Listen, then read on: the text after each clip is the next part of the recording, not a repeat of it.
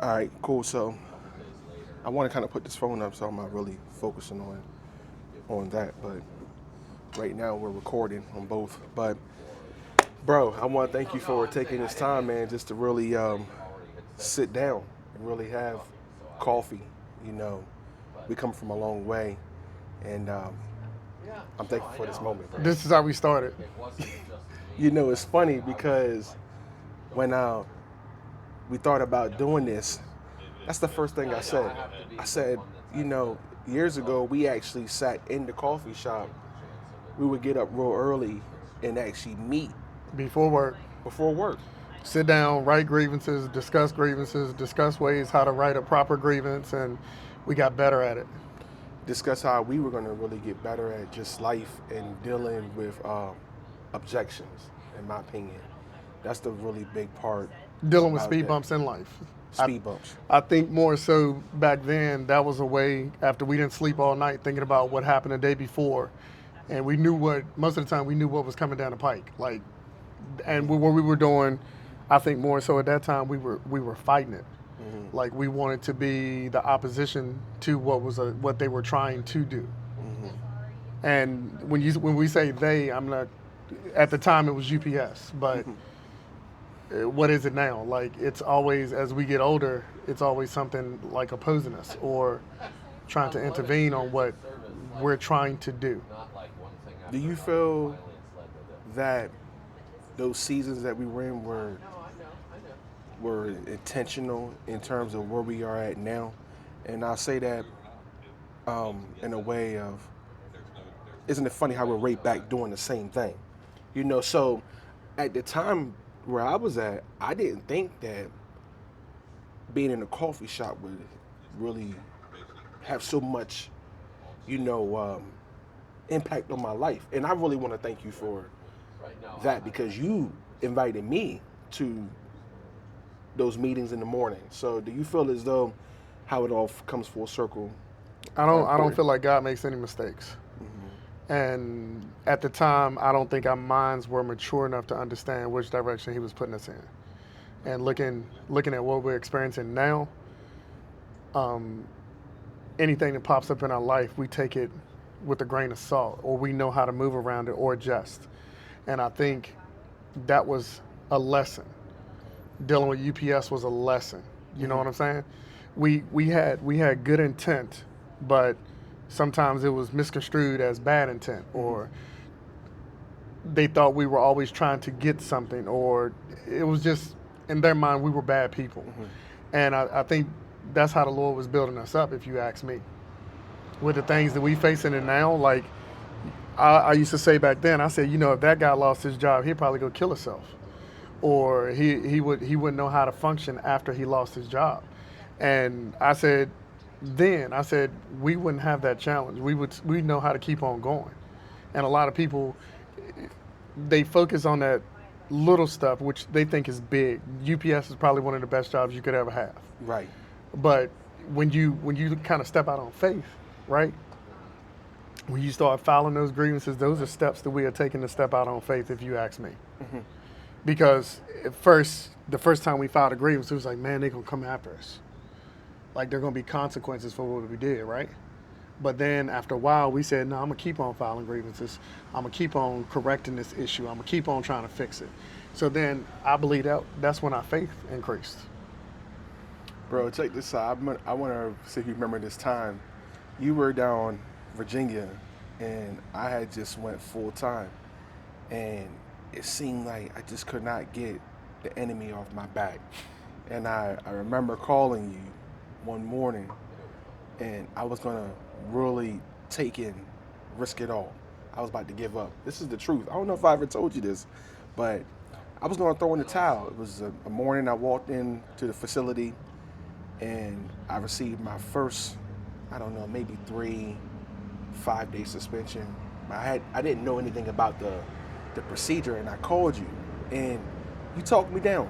You really were the first person to talk me down. And what I noticed about that time in life was when I was going through it, the people that were around me were really just watching, but not helping. And I was really fighting. So I gotta tell you, really, thank you. I really want to tell you, thank you, because that was a moment where I saw your skill in de-escalation, and that's what I noticed at that time was as as much of a front runner you can be, you you calmed it down and you said, yo, you said, see, whatever you're doing, pull over. I'm gonna talk to you for a second, and you talked me out of that. Out of that. So I want to thank you for that, bro. I really do. I do for real. I don't know if you remember that, but It's been I can't even name how many times like that has happened, not just with you, but like other people. And I think again, I that ain't me. You know what I'm saying? Some of the situations or what I was taught. Like I had an uncle who, fortunately, was management in UPS, and that what you just talked about. The first time I was terminated from UPS, I went to my uncle's house. I hadn't had paychecks. I had been out of work for a while, and I went down to my uncle's house. And recently, we touched on this, and I asked him. I said, I brought my folder with all my grievances, with all my documentation, where I was taking every day of everything. And he said, put that on the counter. He said, okay. And he started talking to me, and he changed from my uncle to a UPS manager. Everything that he said to me was exactly what they said in that meeting. And he said, now, nephew, he said, you with me this weekend. He said, we ain't going to worry about that book. Put that book on the side. Put that on the side. He said, let's go out and get dinner. Let's have a good time. He said, I'm going to show you around Newport News. I'm going to show you my friends. We're going to talk. We're going to laugh. We're going to tell stories. He changed my mind. And what it was, I was so angry from what they had said to me and done to me that it was affecting me. Losing my smile, all of that stuff. Afterwards, he told me, he said, man, you remember when you came down? He said, I knew what you was capable of. He said, but I saw how they had you wrapped up. He said, that was the tool they taught us how to do, what to do to people. He said, that's why I showed you that. And he said, but I wanted you to come back to yourself. He said, now, I showed you who they are, but I've been showing you stuff your whole life. Your mother and father been teaching you stuff your whole life that these people can't mess up. So he said, when you go to that panel, when you talk to those people, he said, you be this person, not the angry person that you feel when you think about what those people done to you in that meeting. So after he showed me that, I went in the meeting, I kicked butt. Man, I had union stewards coming up, shaking my hand, taking me out to lunch. Can I talk to you? I want to talk to you. It's a great thing. But what really got me is when I came back to Salisbury, after I got my job back and I came back in, and I looked around, and I saw all of these people who've been there 20, 30, 40 years, and they stuck in that zone. They would go by and push a button and have that man who's been here for 40 years upset, change his truck. Hey, change his route, make him run that instead of that. And it would mess his whole mentality up. And I started seeing how that affected people. So what can I do to stop that? Can I go tell somebody what I know? Or can I intervene it helped. and help? You see? No, when I was actually loading, I remember loading your truck and seeing it change when you would go on it, like literally, because it made more work for me. So I said, man, I knew when you were working. Well, you knew when I was working. Yeah, I did. I knew. But let me ask you this though, bro, because I want to know, how did you change the anger that from the initial anger? How'd you shift it to say, hey, look, I got to overcome this? Like, tell me how'd you get over that? Because here's what I'm thinking when I hear you say, you talk to your uncle. The first initial impact is I'm upset, and I want to respond with whatever. If you smack me, I'm smacking back. If you punch me, I'm punching back. That's how we grew up. That's how we grew up. So how did you shift the perspective in your mind to say, you know what, I have a greater purpose in what I'm doing, so I want to actually be an aid to helping people, me as a testimony. Like, how'd you shift that? I figured out that my anger was their fuel. When I got angry, it fueled them to push me and mess with me harder. That's how evil works. Like the evil thrives off of you being angry and upset and chaos and confusion. So I noticed that when I would come in there and smile, sometimes I would even tell them what they were going to do. And I remember I went in a meeting and I told the supervisor, I said, "You're going to fire me today." And he was like, "What? I just want to ask you about this." And I said, "And after that, you're going to fire me." And he was like, what are you talking about?" So he made a phone call and he called his boss. And his boss told him, "Yeah, still fired." I could hear him on the phone. And he looked at me, he's like, "How did you know that?" Because that's how evil works. The little bit of good that that guy had in him, it was overpowered by evil above him, right? So then I started thinking, if that's how evil works, this thing is gonna make me angry. They pick the perfect times to fire you. Holidays, when you trying to buy gifts for your family, and when something's going on, they would try to starve you out. And when you do things like that to a hardworking man, it changes them. So the quote, there's a thin line between love and hate. So you can go from loving to hate, and hatred in a strong black man, it ain't good. We do some things. We that those thoughts cross our minds of what we should be doing and how we should be responding. And I remember I looked in the mirror one day and I saw evil.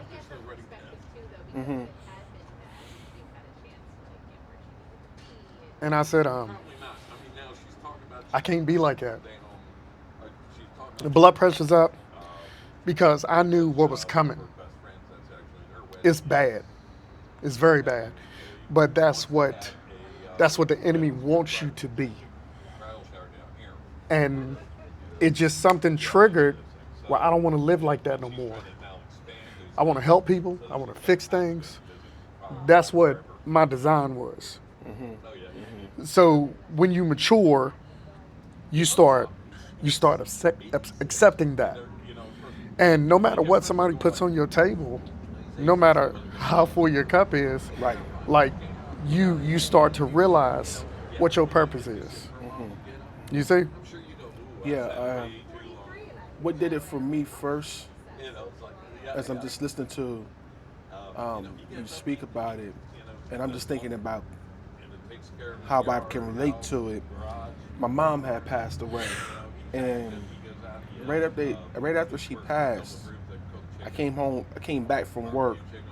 I came back, and it was bereavement, and seems like that's when it all started, and it pushed me into a space of being angry.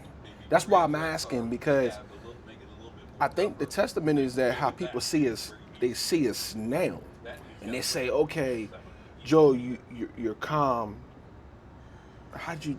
How'd you do it? Or they just meet you and say Joe's a great guy, and then years ago they don't know the fight that you had to do, or that you had to go through to persevere to being this person in the very present now. Like, we're sitting here having a great conversation, we're calm, but a couple years ago we were being in the middle of a battle with supervisors or co-workers, stemming into going into the family.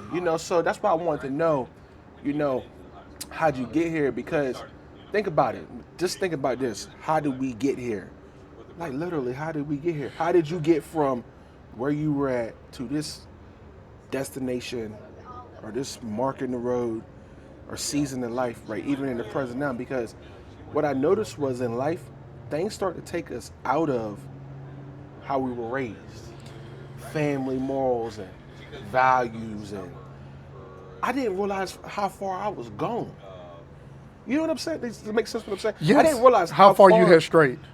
Bro, seriously. And I said to myself, had mother, had my father, and they constantly poured into me. I get into this facility, and I started fighting evil with evil. So, do you ever stop and say, "Hey, look, what about where I came from? What got you, what got us here? What about family, principles, integrity, identity? Like, what got you here in this location?" Palmer Drive. Palmer Drive, 76 Palmer Drive, Martinsville, Virginia. It's a cul-de-sac. 9 houses on a cul-de-sac. Me and my buddy Roger, we rode bikes. Summertime, nonstop. Up and down the road, up and down the road, climb trees, picked cherries off the cherry trees, ate watermelon, had rotten onions and potato fights. Then I started, as I got older, me and Roger were still friends. And we sit back and we look, and we lost over half the people on our street that we grew up with. You look at the dynamic. I had Robert Marshall, who was a track coach for A&T. He was a trainer and track coach. He recently died last year, and he used to have us do foot races in the street. I ended up going to UMES on a track scholarship. So you start, as you get older, you start see the design that the Lord has given you, right? And you don't understand it at first. My bus driver out of Palmer, she would pick us up every morning. We was our first stop. Pick us up. She was our first stop and we were her last stop. She lived at the bottom of the hill. Mac and Goldie Bennett, they used to have pig roast, where they would cook a whole pig and family would come from everywhere and everybody would go eat pig and they would have a big old family cookout. Miss Susie, I think she lived till she was 104. Wow. David Turner, I removed my first transmission at 5 years old at David Turner's house. I helped him build a go-kart with a motorcycle engine. So you see me racing cars, you see me building cars, it comes from David. Roy Harrison on the other side, we grew up with his family. He was a biracial couple. Wife is white, he's black. First biracial couple I've ever seen. I'm married to a white woman. Right. You start looking at all these designs of things that were embedded into your head, and at first you don't like them. You're like, but it becomes part of your DNA where you can't stop what's happening to you in life. But that combination, that mixer, when they put that mixer in and mixed all of that together, Big Roger, who used to pick us up from football games, and we rode in a little dirty little Corolla, my cousins, everybody, we had such a great childhood growing up that you can't mimic it with kids now. The way that I got to where I am, the way that I'm able to rebuild after losing a job and do all of these things is because of that neighborhood, that street that I grew up on. It designed me. Yeah, last weekend. So you would say community? The village. Village, okay. It's not just a community, it's a village. And a village is different from a community. A tribe. Yeah. No, it makes perfect sense because when you think about it now, look how many things we're trying to rob you of that defense. You know, you got to go back in your memory indexes and be reminded of those times. Yep. You know, so that's important, man. You gotta remember where you come from. And some people come from bad places. Everybody ain't gonna have the same experience. Now it's up to you to get out of those places. If you had the bad, you have the option to choose to live in the bad or live in the good. What did that make you? You made it this far. Are you still holding on to that stuff? You letting it go? What's happening? Right. And I'm noticing that with a lot of people hold on to things. My grandmother says this quote all the time. She said, "Baby," she said, "you can't handle this load by yourself. You got to give it to God." That's true. You got to give it to God. It'll weigh you down. It'll weigh you down. It'll weigh you down. You can't carry that load. She say all the time, "You can't carry that load." Wow, I didn't know you were on a scholarship for UMES. I came to UMES. I didn't want to go to college. My mom, I was actually going to sign up and go to the military. And my dad, oh man, it made him hot. He said, "Bro, you got all of this talent and you just going to waste it?" He said, "Nah." I had colleges looking at me. I had 2 colleges looking at me for football. I had like 3 or 4 looking at me for track and field. And me and my dad had actually went to this college.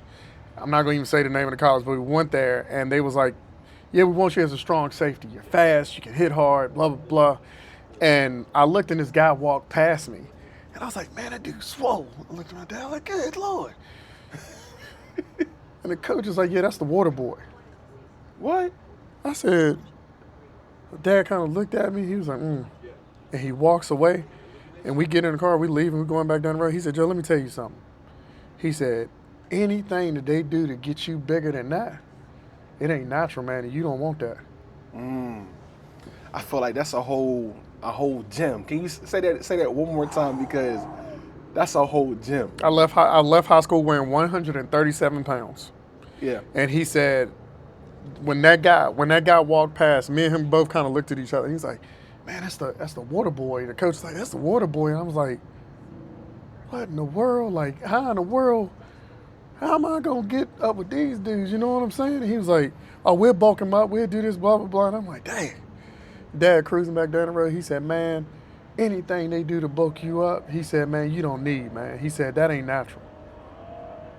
He cut it right then and there. Mm-hmm. My dad and mom made a phone call to UMES, and they still had people there.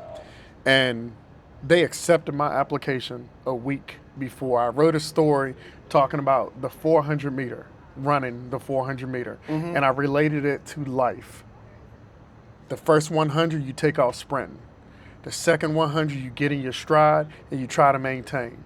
The third 100, you start feeling tired. Your body start to hurt. And that last one, you push everything you got to make it through the finish line. I wrote a story and they let me in college. They accepted my application. And when I came, I walked on to the track team. I would do foot races at the gym at night, pick up intramural games, and I was racing one of my homeboys who was on the scholarship, and I beat him. And went out there one day, and they had the high jump mat set up, and I cleared the high jump. And the coach asked me, he said, you jump, man? Jamaican coach. He said, you jump? I said, yeah. He said, okay. He was like, you got your driver's license, blah, blah, blah. Went to one meet, qualified for MEACs. Put me on a roster, I qualified for MEACs. Took me on a plane to Florida, went down to FAMU in Florida, and that coach, Robert Marshall, the guy who was a trainer from my village, was in the MEAC conference training for A&T. And I walked past his tent. I ain't never been in this situation. Track teams everywhere, it's hot. And I walked past his tent, and he's under a tent rubbing Bengay on his athletes, getting them ready to warm up. And he walked past, he looked at me, he said, "Lil Joe, is that you? Hey, get off the table. Hey, come over here. Lay down on the table." I looked around at my coach, was like, "What are you doing, man?" He said, "Don't worry about it, coach, I got him." He's from another team. He says, "Lay down, man." Lay down, and he started rubbing me and everything, stretching me out, breaking me free. This is what he's been conditioning me for my whole life. Wow. Yeah. So the guy who had me foot racing on the street in my neighborhood since I was 5, 6 years old, I'm now 19 years old, sitting in Florida, and he's at the exact same spot where my first MEAC conference championship is. You had no idea. I had no idea. We didn't plan this. We didn't do this. So he rubs me down. I jumped the highest I've ever jumped in my life. I went 6'9" and a quarter, and I won MEACs. First place. I'm a MEAC championship with 2 track meets. That's impressive. That really is. This man made a call to my dad. "Hey, junior boy, he won." He had a cell phone back then. He made a call. He said, "Hey, he won." Hung up. That's all he gave him. Isn't it funny how it just all comes into perspective? It's funny. It's kind of scary when you some people, you hear people talking about accepting the Lord and doing all kinds of things and really working for him. And when you really open your heart to the Lord, you start the unexplainable becomes explainable because it's God. How did he get there? How did this happen? How did that happen? It was not an accident. It was a design. Yeah. You see what I'm saying? Yeah. And a lot of people get messed up over that, man.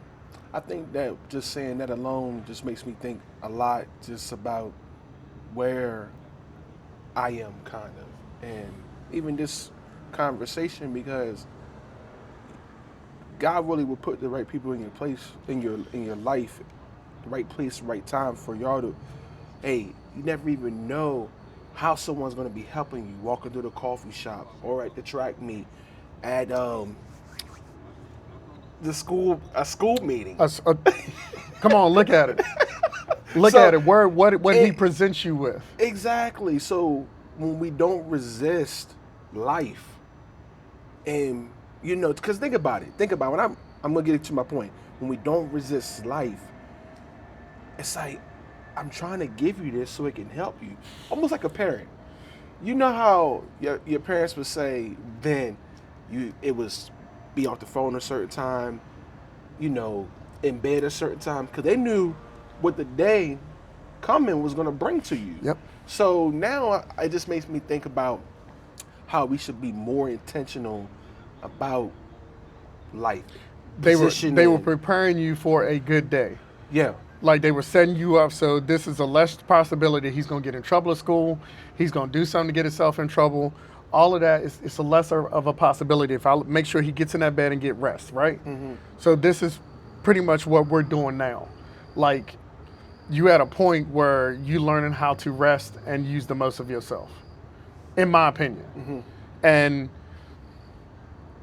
that's how I got involved with the school board. Pretty much all of that stuff that's going on there, the same thing, and it wasn't intentional. I saw something and I had to ask about it. You know me, I've been doing this like my whole life. I'm going to ask a question on it. You can tell me something, but I need to know like how did you come to that conclusion, or that doesn't seem right, or something isn't adding up. Like we question those things truthfully. Yeah, I want to ask you about that in a second, but I want to say something about the college, because maybe there's a gem that you can give a young person that wants to go to college, or they may be feeling as though they don't have the right pieces in the right place, because from your address to the coach and how it comes full circle, what is something you can give to that kid, or that has a desire that says, I want to be able to purpose? What can you, hey, respect the coaches, or eat your Wheaties? What is it that you can give? Because that's going to set us up for, Take classes out of your comfort zone. You never know like what's being presented to you. So one of the classes that I took, and I was like, I don't even know why I'm gonna take this class. Like it was an elective, whatever. And I was like, I'm gonna just take it, whatever. Public speaking.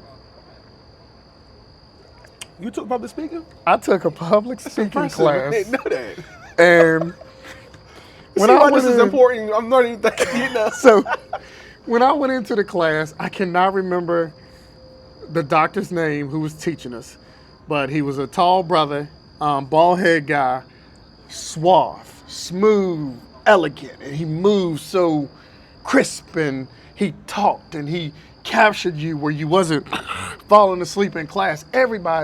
He always had everybody's attention. And I was like, okay, I gotta learn how to talk. Like, I gotta learn how to talk in public without getting nervous. And I was like, whatever, I'll do it. And at the time, I think it was me and another guy in the class. The rest was all females. Mm-hmm. And I remember a lot of them were New Jersey girls. They was out of New Jersey. But we cracked jokes on each other, all of that stuff. And by the end of the class semester, we had to do a public speech. I think it was like 3 minutes or something like that.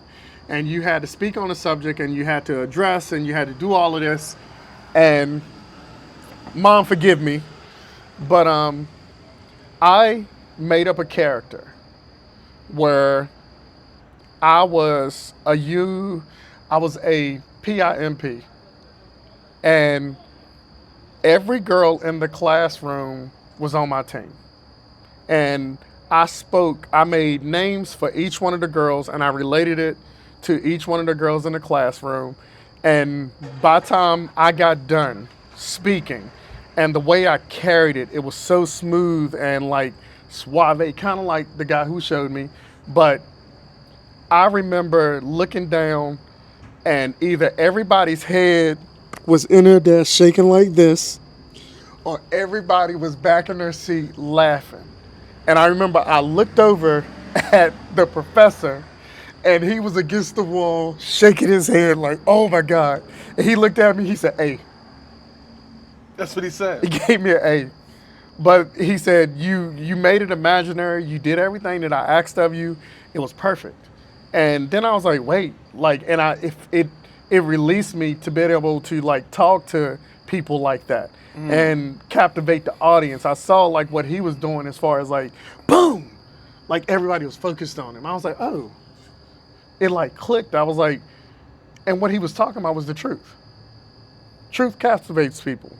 That's funny because I like the part about imagination, because if we don't use it, we have nothing, and we get shamed, I think, sometimes when we use it. But I'm obsessed with creativity and ideas, and I think how you get it done. Because it allows me to your perspective. You feel me? You got a great beard, But I think mine's. Yeah, you was killing me. You was killing me. But I'm looking at it like, okay, maybe I should grow mine. Yeah, you should. Bring it back, yo. Bring it back. But you know how what I'm saying? It's like if we don't see things, we stay boxed. And I remember growing up. Hold on. How did I get my beard?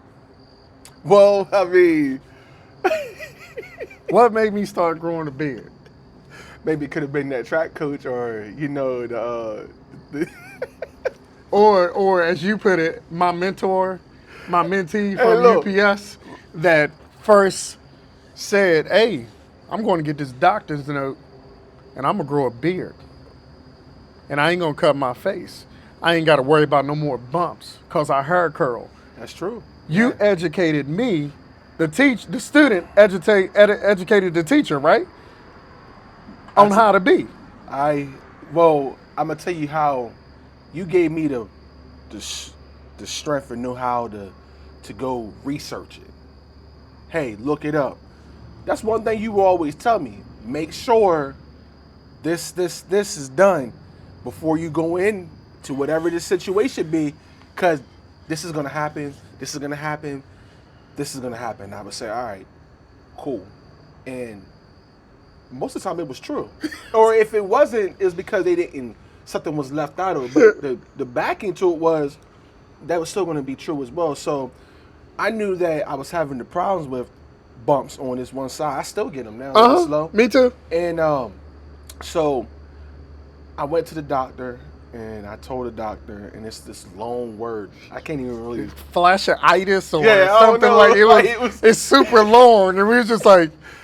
But I got it. I got the waiver, and then once again, this goes back to applying. And I shared it with you because I knew you were dealing with. A lot of us were actually dealing with it. Our face was breaking out. We were too young, in all actuality, to even be shaven. Like it corrupted our faces. Where hey, you can't have that 5 o'clock shadow. I'm like, man, I ain't never shaved before in my life. Then I go to Philly and I see a bunch of drivers with full. I'm like, bro, what you?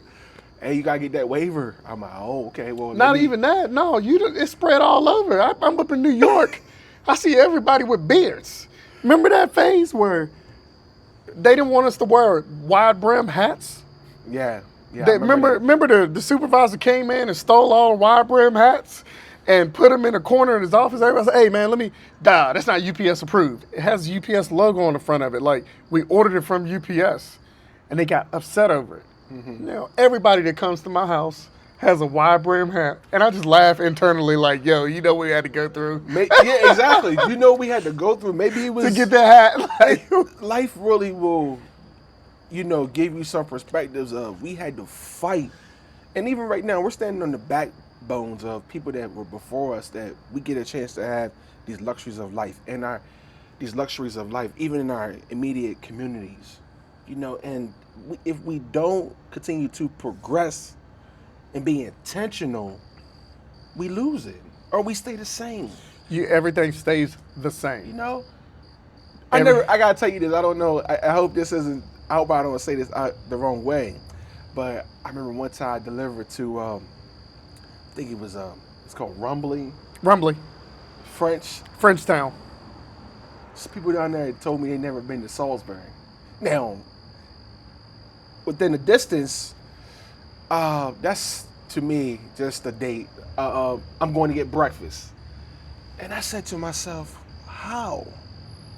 And I read this book growing up, Raising in the Sun, that it was really about, from my perspective, staying in this The bubble. the bubble. You know what I mean? The bubble. But as life is progressing now, I believe that it's turning so much where people are gonna want to be in that area, but want accessibility to the city feel, but still have the home feel of not as much noise going on. So it's like a transition taking in place, and you got to get people in the right places that can understand how do we see what's coming, tackle it, and progress it. That's why I love what you do for the community. I love your heart for community. I know you said tribe for yourself, but sometimes there's a large tribe that we gotta break it down into these sub situations. So I love what you do for community from a heart standpoint. And a lot of people don't understand that. They kind of look at it. I've had many people address me different ways. I like what you said, but I wouldn't have said it that way, or I wouldn't have did this. And you can, without them saying it, you can automatically see what they're saying. But in my mind, what I'm trying to express to them is the way that I was developed. Back to Back to Palmer Drive, the village, the steps that the got you here. steps, everything that got me there. So what was the Lord actually doing? What was he showing me? Was he showing me that just for me? So let me ask you this then. In comparison, in where you living now from Palmer Drive, how close are the smallest to large community size is it? Do you say to yourself, this reminds me of Palmer Drive in certain ways? No, It doesn't? no. I lived in several places in Somerset County. I lived on campus. I lived in the hood. I even stayed on Bowling Hill for a couple weeks. I done lived uptown. And the dynamic, everybody's lacking what it could be. And it's a lot of people for themselves. I'm going to stay away from that crowd. We're going to stay away from this crowd. It's no togetherness. And even when I went to high school, it was still togetherness. Every community was kind of like Palmer Drive. But here, there's a disconnect, and it's because the people before them was never shown Palmer Drive or never shown an environment like Palmer Drive. So then it doesn't spread anywhere. Nothing gets developed. Everybody stays the same. This is how it is. They have a creed in Somerset County where everything stays the same. Semper Ito or something like, I can't remember what it was, but the creed says that everything stays the same and it's never changing. Yeah, right while we were just talking, I just thought about this because you are running for, right? You're running for. I'm running for school board. For school board. I'm running for school board District 3 in Somerset County. I just thought about this slogan as a question. Now, if I'm gonna give it to you, now if you take it, I might gotta go ahead and throw me a residual in the back end. But while I'm sitting here, I said to myself, will Joe show up? Will Joe show up? And right while we were talking, I said to myself, I had to ask myself, will Joe show up? That's it. That's the bumper sticker. That's the billboard. That's the, I don't know what you want to call it. Will Joe show up? Because I can't think of a time, bro, that you haven't shown up. Whether people liked you or not, Still came. bro, you still came through. And that's the most important part that I see with community is, will so and so show up? And sometimes we find ourselves just waiting. I remember times where I would just be waiting for a close friend of mine to show up, and I'm still waiting. And I'm just sitting there, I'm thinking, like, well, whether it's 2,000 people, whether it's 20,000, will Joe show up? Whether it's 20, You got it. whether it's 200. So, in saying it, in saying that, that could be a little uncomfortable. Because I don't know if you remember back in the day, in those small Palmer Drive.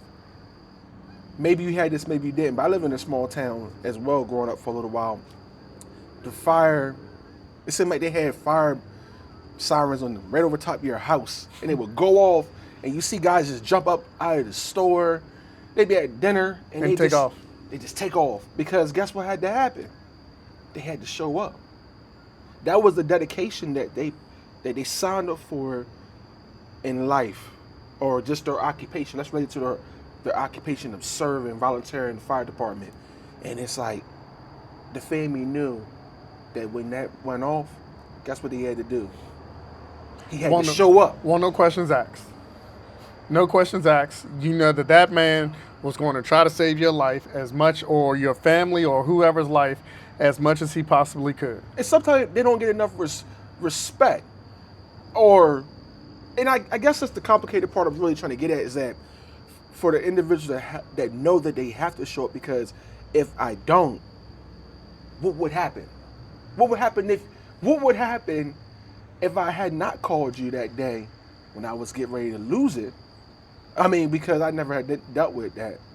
I remember the whole total season I was in life at that moment. My mom had just passed away. Mm-hmm. You're vulnerable. Bro, I was getting ready. I was like, these people are here for me. Your mom is mom was a powerful woman. Something says, call Joe. And you on your way to the route, I can hear the gears slapping. And you like, yo, are you on the route? You said, yo, pull over. I pulled the truck over, and you was like, it was almost like a prayer without a prayer. But you talked me through it. Like the tone of, you calm down. I done been through this. Do this, and you're going to be good. Don't even worry about what they just gave you. Just get that route done safe. Imagine if we did that with everything in life. Shh. Imagine that when all of these people are getting these high electric bills, how are we going to pay for this? Imagine all these people getting these high fuel costs. Everybody's so upset about fuel costs, but ain't nobody coming together and figure out how you're going to fix this. We've been through this. Let's do this. Mm-hmm. Ain't nobody talking to each other. It's just angry or pointing the finger and blaming instead of actually doing something and fixing it, right? I had that debate with the school board. They were debating something. I said, we can fix this right now. All of us are here. We can actually fix this and heal this right now. But in people's minds, they can't do that. They don't want to, because it wouldn't be the solution that they want. It would be a solution for everyone. Our goal, you got to stop putting yourself above your duty. Some people, I got people running against me, and I know it's an ego thing. I hate to say it, but you talk to them, and I had one lady running. I said, man, I'm sorry, I can't support you. I said, your mind is not in the same place as mine. You still bitter and angry over petty stuff. That ain't why I'm here. I see something totally different that you don't understand, and you don't want to take the time to see. So I can't do it. I'm sorry. Mm-hmm. You have a good day. Ain't no hard feelings, but it just ain't going to work out. Then you have other people, which they say the devil will throw people at you or send the enemy and to slow you down and create chaos. And you got to keep speaking the truth. It's like it's a test to you, right? So when this stuff comes up, as I figured out, as you get older, he'll give you verification on what you're doing. It might not be the same as a rubber stamp or somebody coming up and he calling you, hey, bruh, that's what yeah. But it's always something that pops up that shows me that I'm doing something right. And the direction that I'm going it's God favor. It's not because I'm doing it for me. More so, it's because I know what I've been designed to do. A lot of people don't get that. They don't see their design, and they scared of what you're presenting to them. So purpose. Oh, And because that was just powerful what you said. This is the second time I think that you said chaos. You know, people coming to create chaos. And that's so powerful because that just spoke to me, even in this moment. Because we need more strength to be able to carry out our purpose to the end. If we know that we should be doing this, because that challenging part just stuck with me. Like just for me, you know, because sometimes it makes things uncomfortable for other people. You know, because you're really working and you're in your, maybe the purpose is still being revealed to you. Maybe you know what I mean? Maybe the purpose is still being revealed, but it's different. Like that class you took, you didn't know then, but it sharpened you for this moment. You know what I mean? mm-hmm. Your purpose. So is that what you're? More as you get older, you start. I guess what I'm saying is when I shut down. Let's say I'm a truck driver, so I'm on the road a lot of times, and I'm away from family. And when I'm by myself on the truck, I might call my wife or what I've been doing lately is messaging my wife and just tell her what I have done for the day. And it's more so a release for me to let her know what's going on and how my mind is. And after that, it eases me, but then I sleep. My mind, I feel like the Lord come, hey man, let me talk to you. Like this is your time. I need for you to do this. I need for you to do that. And I ain't never gonna say no. Lord tell you to do something, you gonna say no? No, I'm not. I'm not gonna I'm say not doing no. it. I'm not doing it. I thought it was a trick question. No. I mean, I ain't yes. doing that. Yes. No, I'm not gonna say no. But you start seeing, and I'll give it. So my wife's grandfather recently passed away, and he was 96 years old. And Sorry to hear the family was going through things, and you know, they were amazed how he organized his death. He had everything planned out to the T, his cremation. He even wrote his obituary. Everything, he divvied the money. He did everything wherever it was going. He already had a plan for it. The uncle talked at the funeral. He said, you know, Alan retired as a colonel. He was this, he was that. And he said, as I sit back and looked, everything he designed was almost like he was going to war. Everything in that house was set up so that he could see and understand everything, what was going on. This is how we got to be in life. But the battle is what people are getting confused on, what they're actually fighting. That's what's messing everybody up. They think that we should be shooting and blowing each other up and all of that. They think that's war. The war, it's on the end. It's inside of you as far as fighting good and evil. You see what I'm saying? Sometimes your worst enemy is your inner me. It's you. You know, for real. It's the inner me. Because when you strip away the chaos and the things that are holding you hostage, look how strong you can. Look how powerful you become. Yeah, you know. I used to tell my youngest, my baby boy, hey Russell, man, you know what your superpowers are? Your hugs. He's he get angry, he want to fight. He always, you know, he a boy. And I said, you know what weakens me with you? I said, as much as I can beat your butt, I can do all of that stuff, we can fight all day. I said, it's your hugs. I said, that's when I'm vulnerable with you. I said, you have all of this toughness, but you also have to have love. That's powerful. You know? That's powerful. A lot of people don't have that nowadays. They don't. As big and strong as we are, as intimidating as we are, people see me, they get scared. Well, we kind of got lost in this culture of that. social media.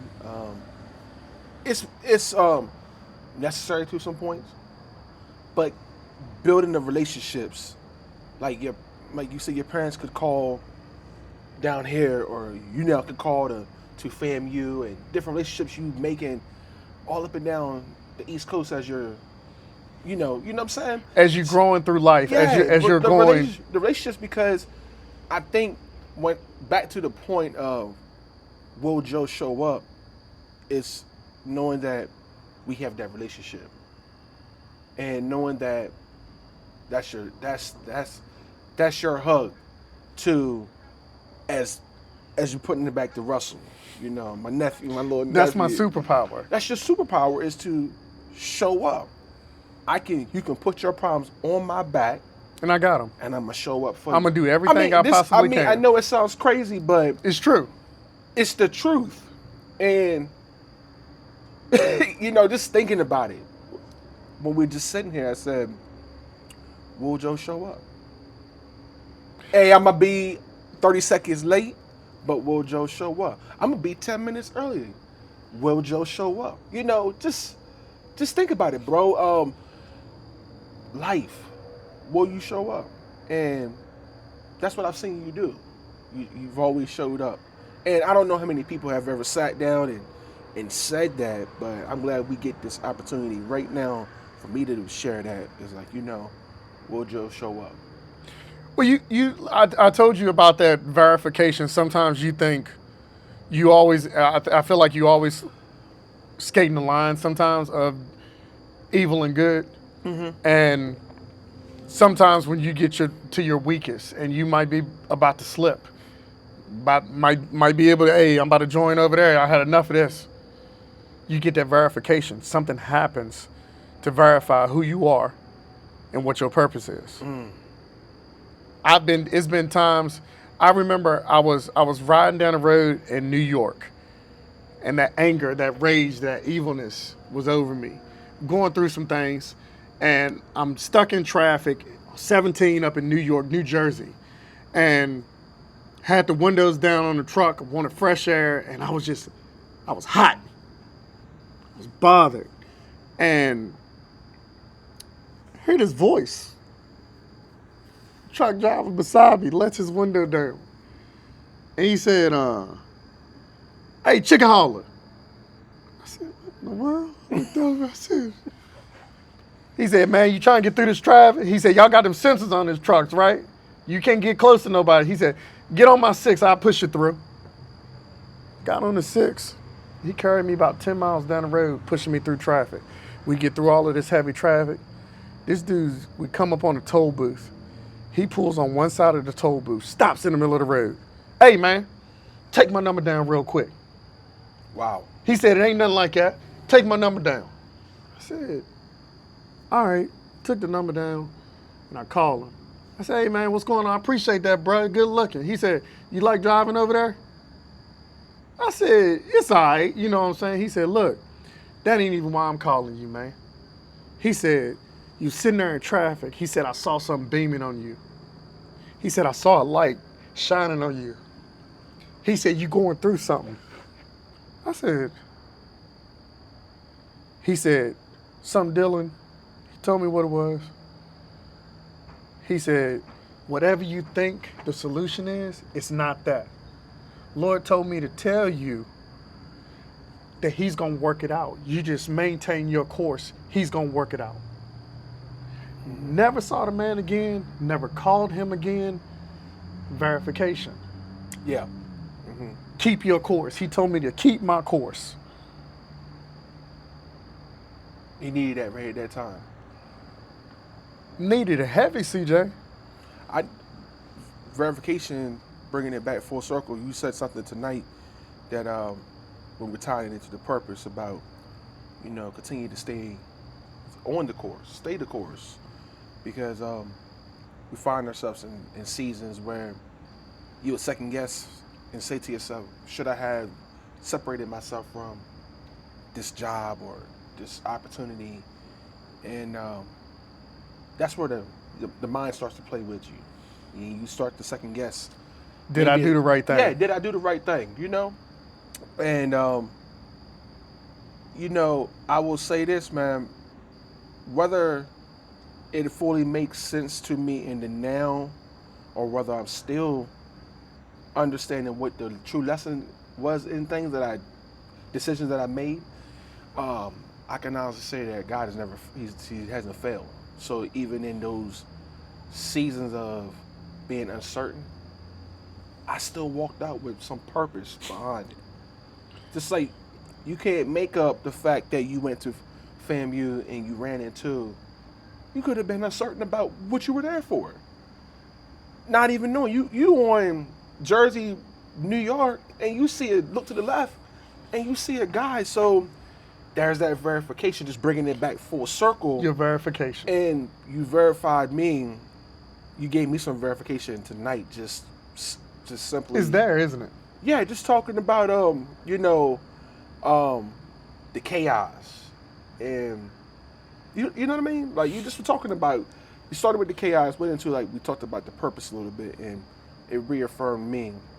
My cup, it poured into my cup to say, CJ, stay the course, stay the course. Keep doing what you're doing. Keep doing what you're doing. And I'm saying that back to you as well. Just keep doing what you're doing because and we as men, we need that. Mm-hmm. But what's crazy? It's just me and you, but there's a whole bunch of men in this world who don't have that verification or who can't hear that verification. And you're running into it a lot now. Some people, I had a buddy message me, and he said, "Man, things are hard." And I'm thinking to myself, I can't tell him, "Man, you ain't seen nothing yet. Like that ain't hard. Like what you experiencing ain't hard. You wait." But in his mind, that's hard. I can't take away what it is. But we as men, we fail to come there for each other. A man's mind does not work the same way as a woman's mind.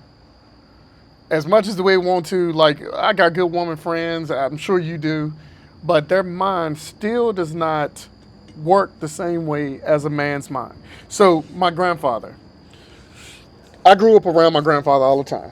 I jump in his pickup truck, we go ride, take trash, we go on trips. Mm-hmm. And I didn't realize, and I'm relating your coffee in a cup to him.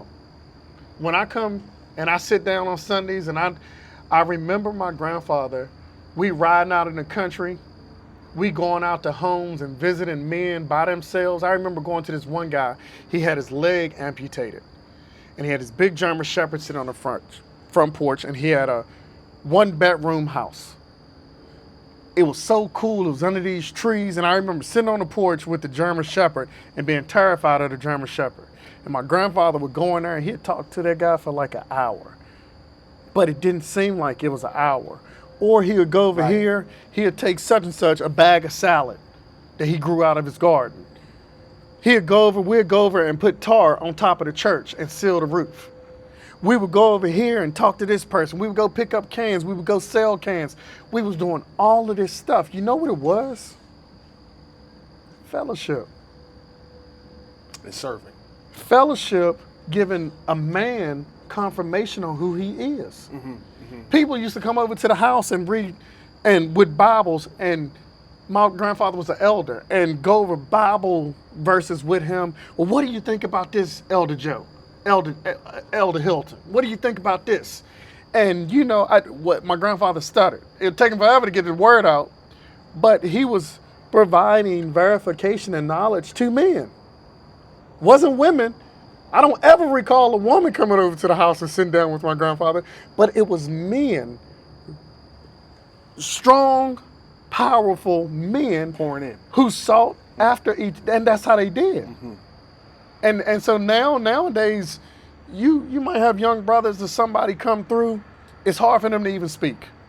That's true. Or figure out what's going on. Mm-hmm. Earlier, the people who pulled up at the table, you're starting to be able to judge people on who they are by how their first interaction is with you. First thing they said, are we interrupting? What's going on here? Like, are we good? They ask that question.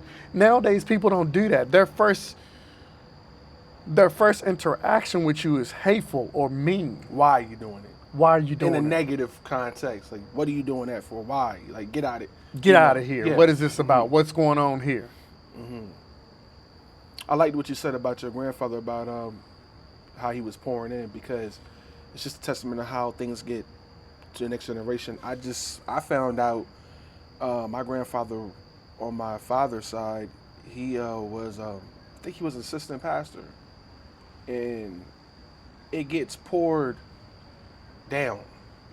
Just the wisdom. Yep. If we're talking about wisdom, Yep. like, you witnessed your grandfather pouring wisdom Into the other people. people. And you didn't even realize it, but didn't. these are things that you didn't even realize. But it prepared you for Look at me now. the verification. Look you at know? how I don't stop.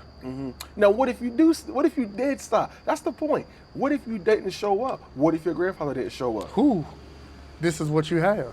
You see what I'm saying?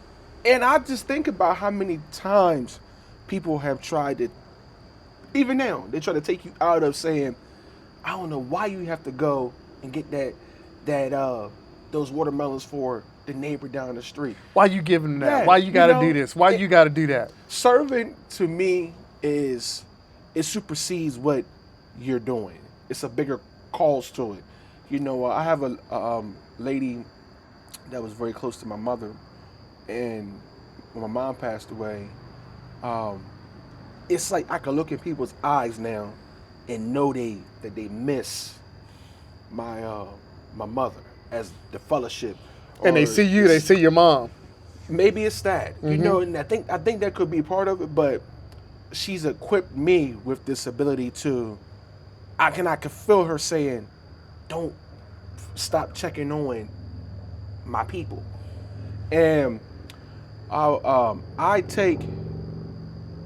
go and drop off 10 to 15 cases of water monthly for her, because she has a condition that doesn't allow her to lift water, and No hesitation.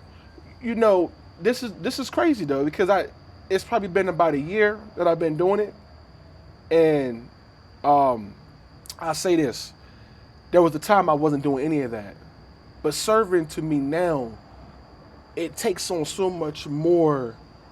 I guess what I want to say is that it keeps my cup full, because when I look at these people, I say, man, like, they find the means to get up every day and they do something, whether they feel like it or they not, and they were just waiting on that one person to knock on their door and say, hey, do you need anything?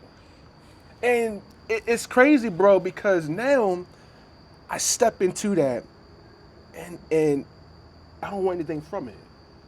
But to pour back into me, I feel peace. You feel a calm I about feel you. calm. Because there was one point I was seeking so many different things from. It was transactional. Let me get paid for that. Let me do this. Let me. You're not worth my time. But you know, I don't know why I'm sharing that, but I'm just saying that even with my pops, you know, he's getting older, he's a widow, and I sit around and I say, how can I be a better service to him? How can I embody these principles of God and family? And if he's given me the ability to show up, there's that word. If he's given me the ability to show up, then why not? You know, Why wouldn't you? Why not? You know. Same. So my neighbor, I don't think she's lived in that house. She's been in a nursing home for probably 2 years now, seems like. And I cut the grass at the house. I don't get paid nothing. I make sure that place is taken care of. I don't even know if she even still owns the house, but it's your duty to do that. Mm-hmm.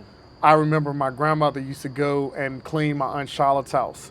And it's not because my Aunt Charlotte couldn't clean her own house. My grandmother had a duty to help her out.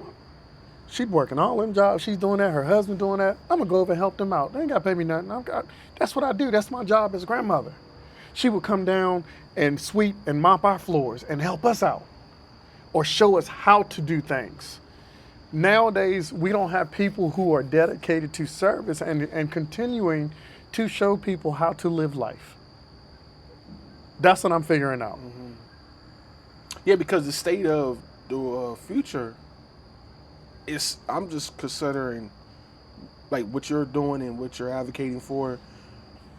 Will there be people around to really help us? And I don't want to put an answer on that because I want to be hopeful that at in our elder years, When we get to that point, you know what I mean? will somebody be able to call, or can we call on somebody to, in our time of need, Yeah. to help us? But does it stop you now? Does it stop you? That thought? Yeah, because I don't see you saying No. right. Because No. the reason why I say that is because I want to say who cares, but I gotta help that person. It don't matter. That's genuine help. I had a buddy who passed away a couple of years ago. Well, it's probably longer than a couple of years, but his widow lives down the road from me, and I would buy boxes of chicken and take down to his house. He used to stop by and talk to me. He's a trucker, and he gave me advice even back when I was in college. This man would stop in and talk to me, man, don't quit college. Don't do this. And, he was always, it wanted to demand it, but he was just a nice, genuinely nice guy. And I never met his wife. I never did any, I met him. I knew him. I knew his wife lived down that way. I knew his truck was probably parked down there somewhere. But Lord used to tell me all the time, hey, man, take a box of chicken over to her house. Hey, you got tomatoes, you got greens, drop it off on the front door and roll. But some people, they look for reward. That ain't it. That's what's in me. I can't change that. Some people, man, you just doing that so people will look at you. Or I don't care who looks at me. I don't care about it. That's me. Like, I don't feel right if I don't do that. Imagine if you taught people how not to feel right. Wow. If they didn't help people. If you didn't hold that door, you supposed to feel something. You're supposed to feel bad for not holding the door for somebody walking out. Even if they don't say thank you? Even if they don't say thank you. Hate to say it. You know It's been a there's couple been times- times that I want to just boop. Hey, come back for a second. Let me hit you with this door, But Yeah, I got you. I understand. when you get to them crossroads, what you going to tell the Lord? Why you didn't hold the door? You had two hands, didn't you? You know what I'm saying? So What's your excuse? what's your excuse why you did not? Why didn't you show up? I think that's the question. Why don't some that can, why don't they show up? And that's not something for us to know, because I think it's broken down into the individual. At Power in the Cup,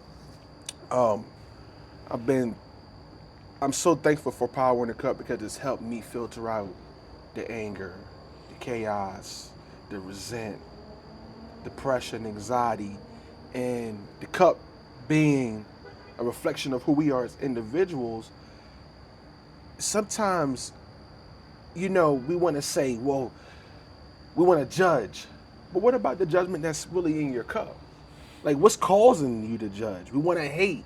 What about your cup? So when we talk about power in the cup, it's really about, it's self-centered. This is my cup, that's your cup. What's stopping me from filtering out the negativity so that way I can look pure, be in this pure state? Because this is where I want to pour from. I want to be able to pour. I want to drink from that. I want to drink from this. I don't want to drink from that. I don't know what's in yours. You just, hey man, you had a long night. What's in your cup? What you got mixed in there, right? But you won't. Remember that old jungle juice and all kinds of mixtures. Oh Lord. Nah, just back in the day stuff. So the pure, trying to be in a pure state where I can pour into community, my local assembly, at the coffee shop. That's what Power in the Cup is. And that's why we get this moment to share. And to be quite frankly honest, we've been having Power in the Cups. This didn't have a title. We didn't realize it. We didn't have a title for it. You know, we sat down, which was amazing to me. We didn't realize it, just like I didn't realize Joe shows up.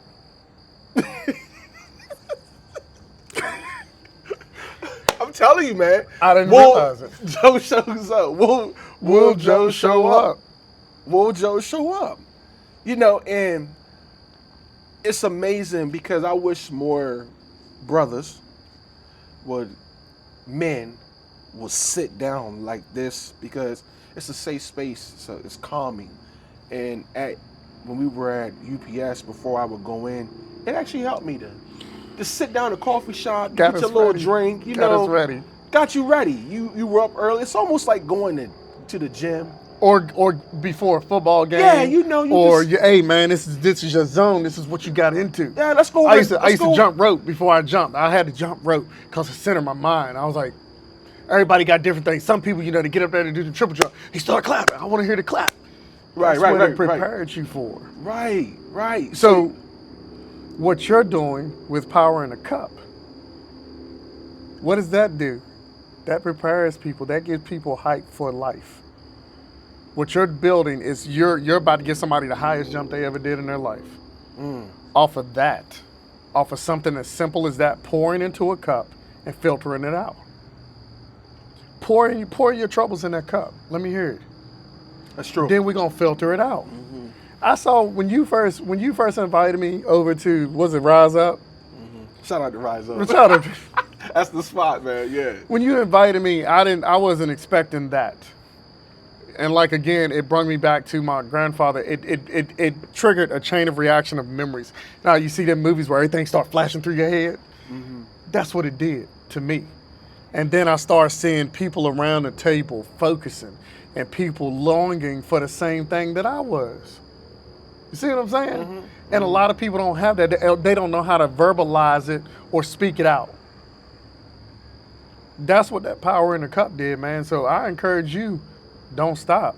I appreciate that. Don't stop because of the chaos, because what does the enemy do? It sends that your way so that you will stop, that you don't want to do it again. Mm-hmm. Right? That's the goal of it. That's powerful, man. I really do appreciate it because the cup has helped me. It's literally helped me because when I was separated from UPS, I went through these seasons they felt dark.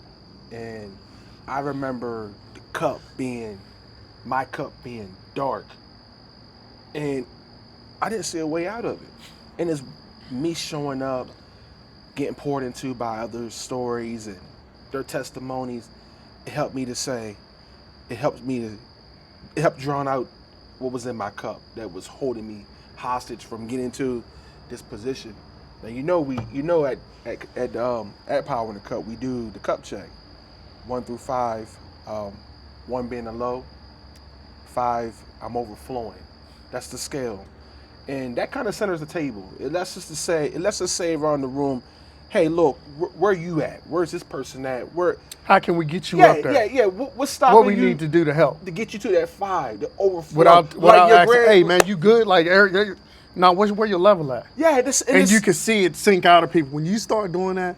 I remember one guy was like, man, I'm like at a 2, and you can see all that weight on him, and you thinking to yourself, I've been there. I gotta pour. I gotta pour in. Hey, open your lid up, bro. Hey, I've been there. I know what you're going through.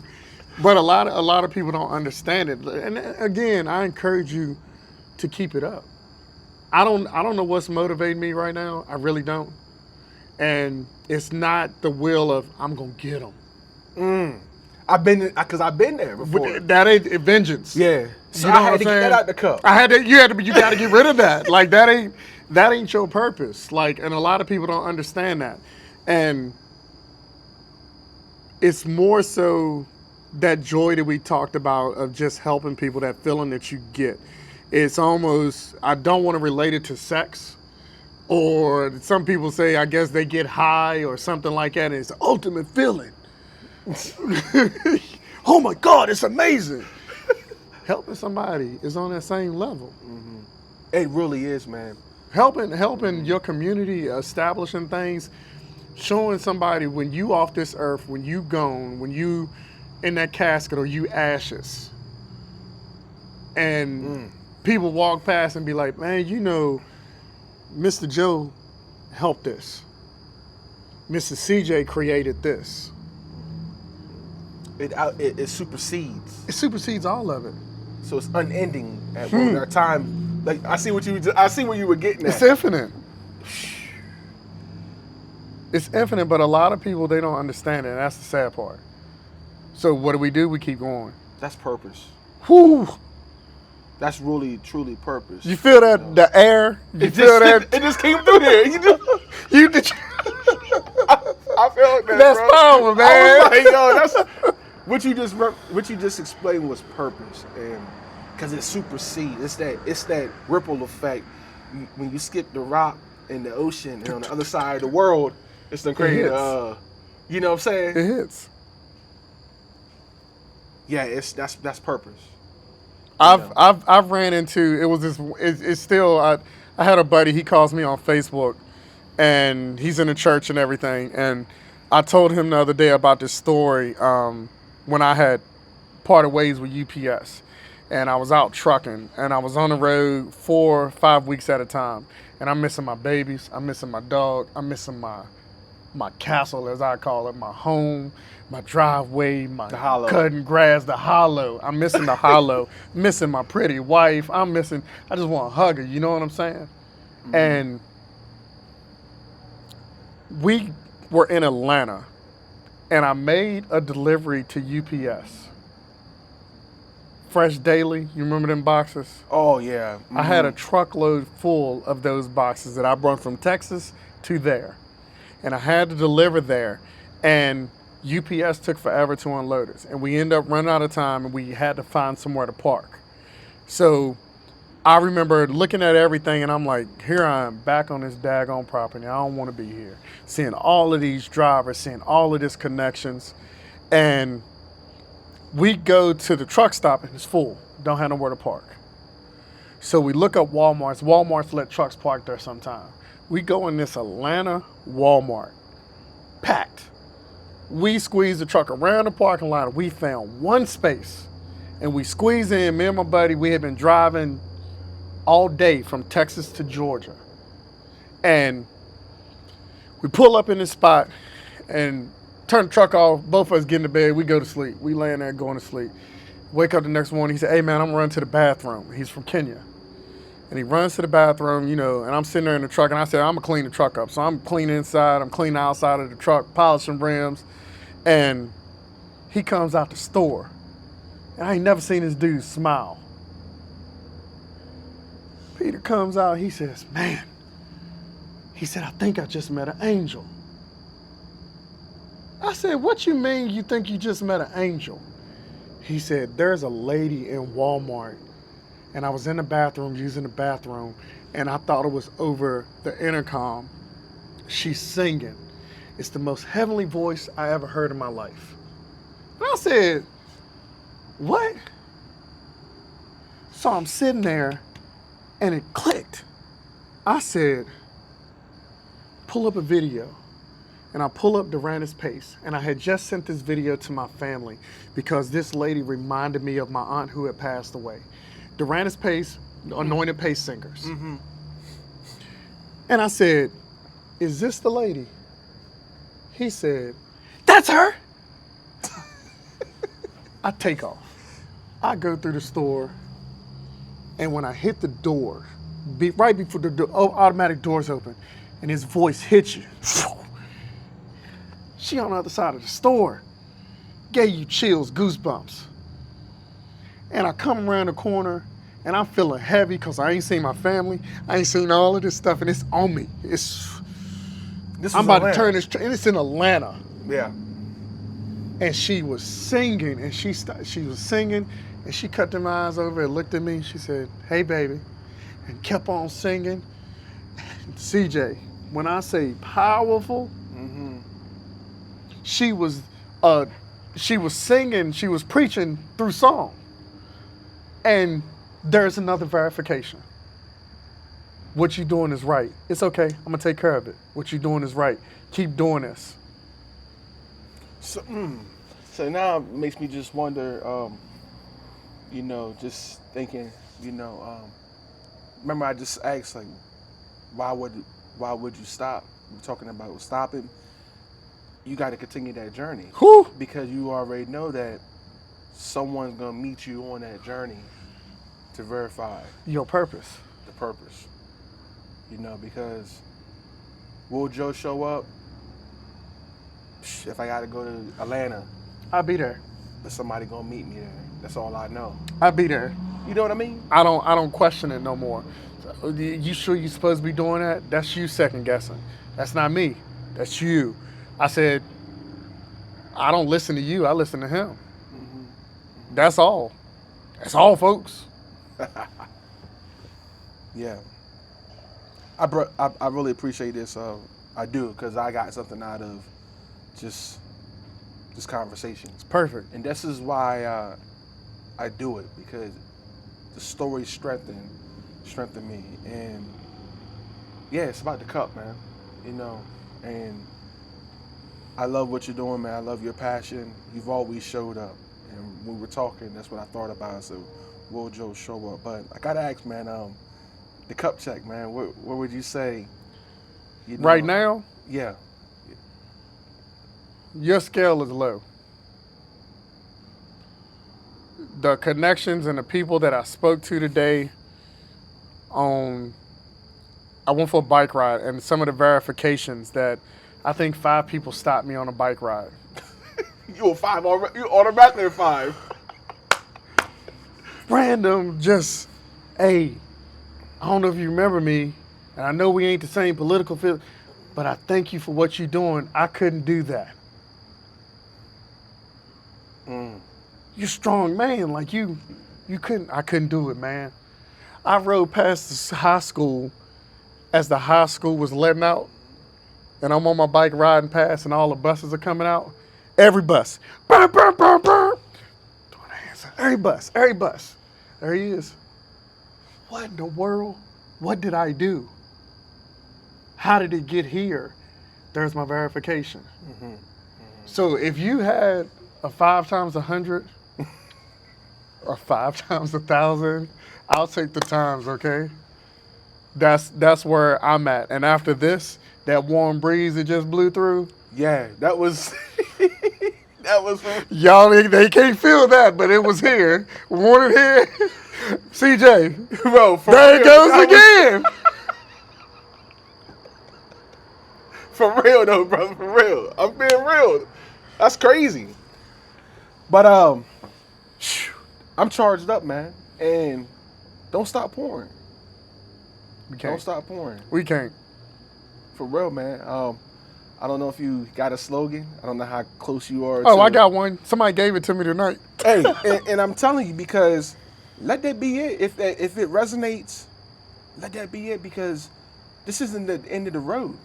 This isn't our final destination. We got more work to get done. So, will Joe show up? Like, you know what I mean? Because that's the part I sense is the misunderstanding sometimes when people don't understand like why you got to do it, but they can't say that you didn't show up. I didn't. There's many people that are going to be on these campaign trails or part of your local assemblies, in this group or in that group, but they might not show up. How do you know it's God? That's a question we probably didn't talk about. How do you know it's God? And some people get, the devil hears your prayers. The same, the devil listens to your prayers, same as God does. But how do you know it's God? It's unexplainable. You can't put in how this person got here or found out about you or anything like that. I done had so many occurrences where how did that happen? How did you put me right here at this second? How did you put me over there where I found a little girl balled up on the side of the road after an accident? How did you put me over there where the guy's truck flipped and I'm coming down the road and I'm able to have the knowledge to take a 2x4 and break the windows to get in and get the guy out of the truck? How do you keep on putting me in a situation where my wife, I come in off the road and my wife said, hey, it's a school board meeting tonight. You want to come over? And I go over to the school board meeting and I listen to all of those teachers talk and they sitting there crying in the room. And what am I doing? Observing and understanding and getting an understanding, just sitting back. Then he puts me in a position where nobody else can talk because they're scared they're going to lose their job if they speak on it. Why did you bring me here? Why did you put me here? He pushes you up front. Hey, man, what you going to do? Now you see why I bring you here? So everything else goes out the window. How they feel, all of that stuff goes out of the window. You start to understand your purpose. That's how we got to move. Every day when we wake up in life, you got to understand your purpose. That's right.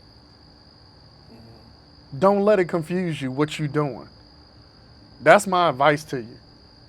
As a friend, we've been knowing each other for a long time now, see? Yeah, absolutely. And I'm telling you something, that you have something amazing. Keep it up. Appreciate it. Yeah. Keep it up. Don't look for no rewards. They'll come. That'll come. Keep doing what you're doing, please. Appreciate it, brother. Real talk. One of many, man. You know, we'll be meeting back at this right here in the coffee shop again. It might be in Atlanta one day. It could be in Texas. Who knows? We ain't afraid to get on the road. Wherever. You never know where it's gonna take us. But guess what? At the end of the day, wherever we'll be, it's because it's gonna be because of our commitment and how we showed up. Yes, sir. You know. Love you, brother. Love you too, brother. Yep.